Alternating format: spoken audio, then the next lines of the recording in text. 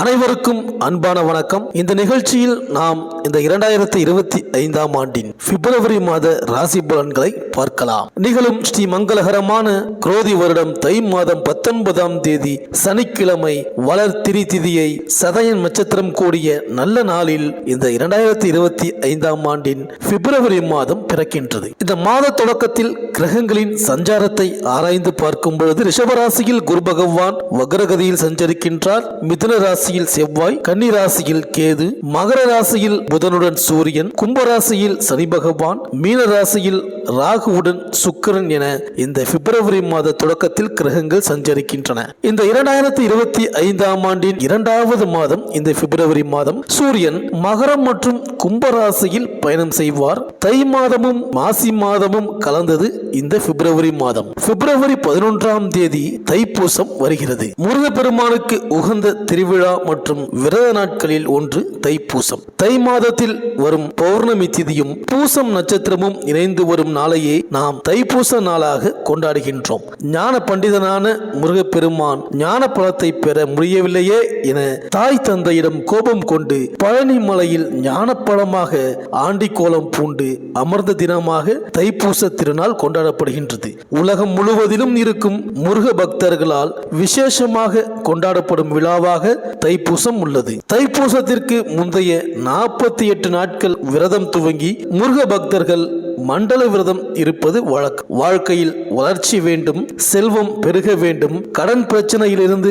விடுபட வேண்டும், பலவிதமான துன்பங்களில் இருந்து விடுபட வேண்டும் என்பவர்கள் முருகப்பெருமானை மனதார வேண்டிக் கொண்டு இந்த 48 நாள் விரதத்தை கடைபிடிக்கலாம். மேலும் இந்த பிப்ரவரி மாதம் 5ஆம் தேதி புதன் பகவான் மகர ராசியிலிருந்து கும்பராசிக்கு பயிற்சி ஆகின்றார். பிப்ரவரி 11ஆம் தேதி குரு பகவான் ரிஷப ராசியில் வக்ர நிவர்த்தி ஆகின்றார். பிப்ரவரி 13ஆம் தேதி சூரியன் மகர ராசியிலிருந்து கும்பராசிக்கு பயிற்சி ஆகின்றார். பிப்ரவரி 26ஆம் தேதி புதன் கும்பராசியிலிருந்து மீனராசிக்கு பயிற்சி ஆகின்றார். இந்த கிரகங்களின் சஞ்சாரம் மற்றும் குரு பகவானின் வக்ர நிவர்த்தி மற்றும் மற்ற கிரகங்களின் பயிற்சியினால் இந்த பிப்ரவரி மாதம் உங்கள் ராசிக்கு என்னென்ன பலன்கள் கிடைக்கப் போகின்றது, நீங்கள் செய்ய வேண்டிய பரிகாரங்கள் என்ன, இது போன்ற விஷயங்களை இந்த வீடியோவில் பார்க்கலாம்.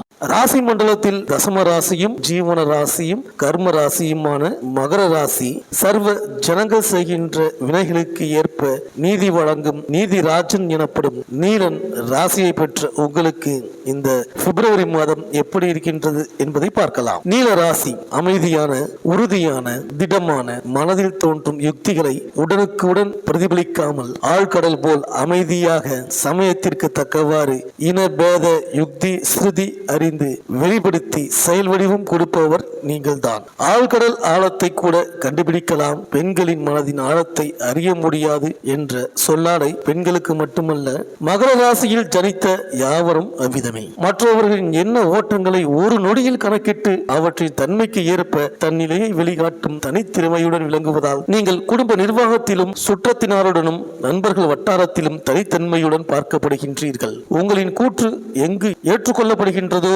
அங்குதான் உங்களது செயல்பாடுகளும் செயல்களில் உண்மைத்தன்மையும் வெளிப்படுத்த தயக்கம் கொள்ள மாட்டீர்கள். எந்த சமயத்திலும் எந்த சூழ்நிலையிலும் பதட்டப்படாமலும் அவசரப்படாமலும் நிதானம் தவறாமலும் சமாளிக்கும் சாதுரிய ஆற்றலுடன் விளங்குவீர்கள். சிக்கன நடவடிக்கையால் எதிர்கால முன்னேற்றத்தையே முழு மூச்சாக கருதி அவற்றிற்கு அடித்தளமிட்டே உங்களது செயல்பாடுகள் வட்டமிட்டு கொண்டே இருக்கும். பொருளாதாரத்தை பொறுத்த மட்டில் பல வழிகளில் தாராளமயமானாலும் உங்களின் மன நிறைவு என்பது குறையாகவே கருதுவீர்கள். தாய்வழி உறவுகள் மூலம் சுப நிகழ்ச்சிகளில் பங்கு பெறுவீர்கள்.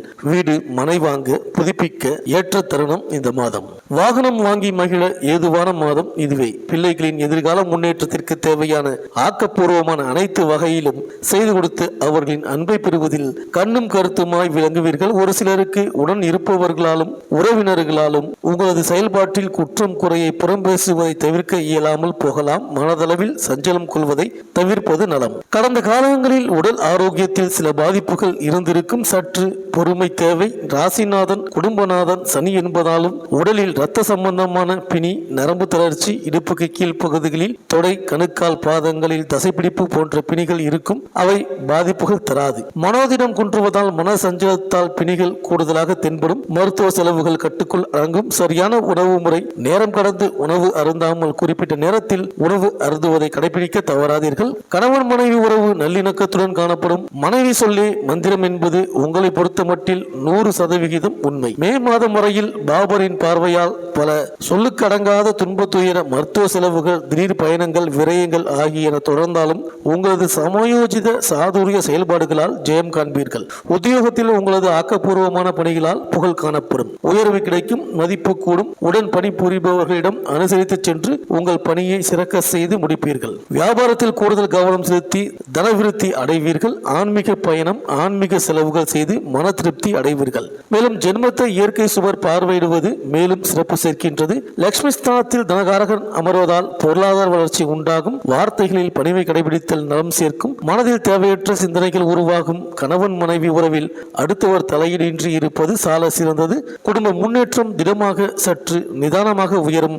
அதிக கடன் வாங்கி தற்பெருமைக்காக செயல்படுவதை கட்டுப்படுத்திக் கொள்வதுதான் நலம் தரும். உத்தியோகம், தொழில், வியாபாரத்தில் எதிர்பார்ப்புகள் பூர்த்தியாகும். மேலும் மாத தொடக்கத்தில் சுக்கிரன் மீனராசியில் உச்சம் பெற்று சஞ்சரிக்கிறார். உங்கள் ராசிக்கு 5, 10 ஆகிய இடங்களுக்கு அதிபதியானவர் சுக்கிரன். பூர்வ புண்ணிய ஸ்தானாதிபதி உச்சம் பெறுவது யோகம்தான். பாக பிரிவினைகள் நல்லபடியாக முடியும். பாராட்டும் விதத்தில் ஒரு நல்ல காரியத்தை செய்து முடிப்பீர்கள். வளர்ச்சி பாதையில் செல்ல உங்கள் நண்பர்கள் வழிகாட்டுவார்கள். உங்கள் குழந்தைகளின் எதிர்கால நலன் கருதி நீங்கள் எடுக்கும் முயற்சியில் வெற்றி உண்டு. தொழில் வியாபாரம் சூடுபிடிக்கும். உத்தியோகத்தில் உங்கள் கை ஓங்கும். மேலும் பிப்ரவரி 5ஆம் தேதி கும்பராசிக்கு புதன் செல்கிறார். அவர் தனஸ்தானத்திற்கு செல்லும் பொழுது தனவரவு தாராளமாக வந்து சேரும். மனதில் நினைத்ததை மறுகணமே செய்து முடிப்பீர்கள். பெற்றோரின் ஒத்துழைப்போடு பிரச்சனைகள் நல்ல முடிவிற்கு வந்துவிடும். கட்டிய வீட்டை புதுப்பிக்கும் திட்டம் நிறைவேறும். கலைத்துறை சம்பந்தப்பட்டவர்களால் சில காரியங்கள் நிறைவேறும். பழைய வாகனங்களை கொடுத்துவிட்டு புதிய வாகனங்கள் வாங்கும் முயற்சி கைகூடும். குடும்ப ஒற்றுமைக்கு குந்தகம் விளைவித்தவர்கள் விலகுவார்கள். ரிஷபராசியில் சஞ்சரிக்கும் குரு பகவான் பிப்ரவரி 11ஆம் தேதி வக்ர நிவர்த்தி ஆகிறார். இதன் விளைவாக எதிர்கால முன்னேற்றம் கருதி எடுத்த முயற்சிகளில் வெற்றி உண்டு. தூரதேச பயணங்கள் ஆதாயம் தரும். வியாபாரத்தில் விஐபிக்கள் வாடிக்கையாளர்களாக மாறுவார்கள். உத்தியோகத்தில் இதுவரை தற்காலிக பணியில் இருந்தவர்கள் இப்பொழுது நிரந்தர பணியாளர்களாக மாற்றப்படுவீர்கள். பிள்ளைகளின் எதிர்கால முன்னேற்றம் கருதி நீங்கள் எடுத்த முயற்சி வெற்றி தரும். பூர்வீக சொத்து பிரச்சனை அகலும். பாக பிரிவினைகள் நல்லபடியாக முடியும். பொது வாழ்வில் உள்ளவர்களுக்கு புதிய பொறுப்புகள் கிடைக்கும். வியாபாரம் மற்றும் தொழில் செய்பவர்களுக்கு எதிர்பார்த்தபடியே லாபம் கிடைக்கும். உத்தியோகத்தில் உள்ளவர்களுக்கு மேலிடத்தில் பாராட்டு உண்டு. கலைஞர்களுக்கு கனவுகள் நனவாகும். மாணவ மாணவிகளுக்கு படிப்பில் அக்கறை அதிகரிக்கும். பெண்களுக்கு எண்ணிய எண்ணங்கள் நிறைவேறும். எதிர்பார்ப்புகள் கைகூடி வரும்.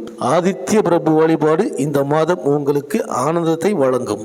இந்த வீடியோ உங்களுக்கு பிடிச்சிருந்தா லைக் பண்ணுங்க, உங்க ஃப்ரெண்ட்ஸ்களுக்கு ஷேர் பண்ணுங்க. நம்ம சேனலை தொடர்ந்து பார்க்க மறக்காம சப்ஸ்கிரைப் பண்ணுங்க. பக்கத்தில் இருக்கிற பெல் ஐக்கானை கிளிக் பண்ணிக்கிங்க. மீண்டும் அடுத்த வீடியோவில் சந்திப்போம். நன்றி, வணக்கம்.